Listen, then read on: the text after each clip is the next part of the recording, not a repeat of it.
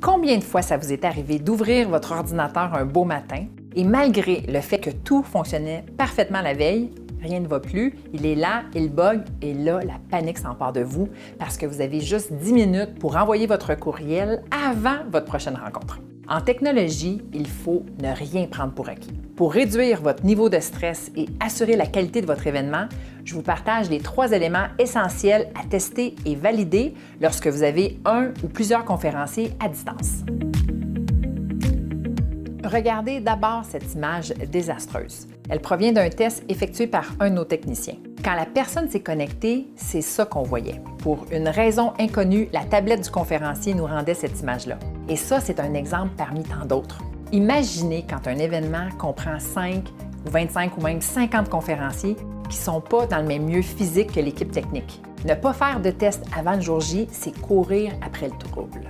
Peu importe la plateforme ou la technologie que vous utilisez, quand vous avez des intervenants qui sont à distance, il faut tester chaque connexion. Alors, les 3 points à communiquer à vos conférenciers. Premièrement, ça a l'air banal, mais le conférencier doit faire le test avec le même ordinateur qu'il prévoit utiliser lors de l'événement. C'est pas tout le monde qui comprend l'importance de tester avec le même appareil.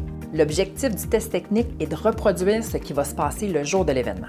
Ensuite, la personne doit se trouver dans le même lieu physique où elle va être le jour de l'événement.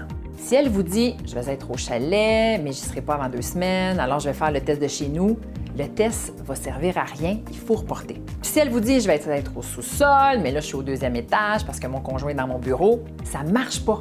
La personne doit se déplacer. Sinon, ce n'est pas un vrai test, on ne reproduit pas les mêmes conditions que le jour de l'événement. Et troisièmement, la connexion Internet.